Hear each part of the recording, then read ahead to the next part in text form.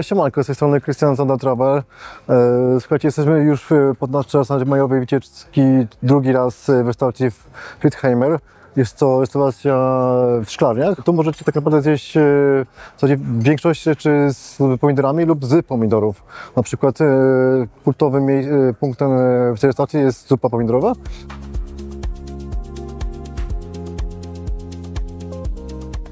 Możecie dodać winko albo na przykład lody z pomidorami. I dodatkowo macie w cenie zupę. Godzista podobno wypił 12 zup. Możecie też na barze sobie zalać za darmo kawę i herbatę oraz mnóstwo pieczywa takiej jakości.